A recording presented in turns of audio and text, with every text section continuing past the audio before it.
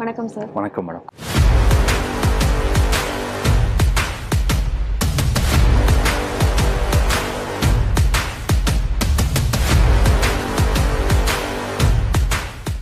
Sir, முதலாவதாக உங்களுடைய தனிப்பட்ட பயணத்திலிருந்து தொடங்கலாம் சார். ஒரு ட்ரிபிள் கிராஜுவேட் ஆக நீங்கள் ஒரு எம்ப்ளாயாக உங்களுடைய கரியரை ஸ்டார்ட் பண்ணாமல் ஒரு ஆண்டர்பிரினராக தொடங்கணும் அப்படிங்கிற இந்த சிந்தனை எப்போது எப்படி உதித்தது? அம்மா அப்பா கூட இருக்கணும்னு எனக்கு ஒரு ஆசைங்க. ஏன்னா அவங்க நிறைய பேரோட லைஃப் பாருங்க.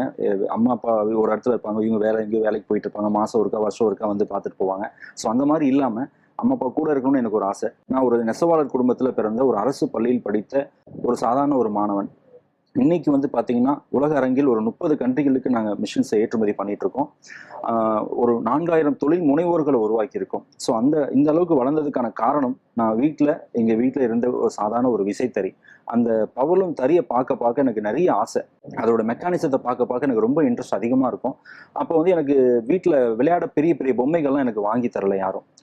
மற்றவங்கெல்லாம் அந்த நடக்கக்கூடிய ரோபோட்டு, பறக்கக்கூடிய ஹெலிகாப்டர் இதெல்லாம் வச்சு விளையாடுறப்போ எனக்கும் அதெல்லாம் வச்சு விளையாடணும்னு ஆசை. ஆனால் எனக்கு அந்த பொம்மைகள் கிடைக்காதனால எனக்கான பொம்மைகளை நானே உருவாக்க ஆரம்பிச்சேன்.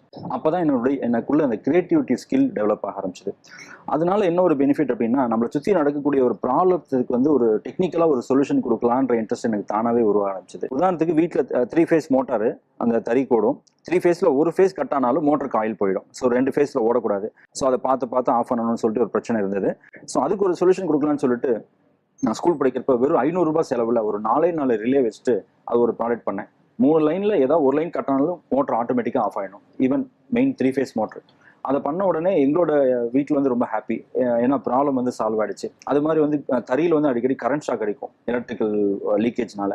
அதில் ஒரு சின்னதாக ஒரு டெஸ்டரையும் ஒரு இண்டிகேட்டரையும் மூலமா ஒரு வோல்டேஜ் டிடெக்ட் பண்ற மாதிரி ஒரு சென்சார் வச்சுட்டு, வோல்டேஜ் வந்து தறியில பாஸ் ஆச்சுன்னா இமீடியட்டா மிஷின் மெயின் பவர் ஆஃப் ஆயிடும். அந்த மாதிரி ஒரு சேஃப்டி சிஸ்டம் இதெல்லாம் வந்து நான் ஸ்கூல் படிக்கிறப்பவே விதவிதமா பண்ணிட்டு இருப்பேன். ஸோ இந்த மாதிரி பண்ண விஷயங்கள் தான் இன்னைக்கு வந்து ப்ராடக்ட் லெவல்ல இன்னைக்கு உலக அரங்கில் வந்து வந்ததுக்கான காரணம் நான் நினைக்கிறேன்.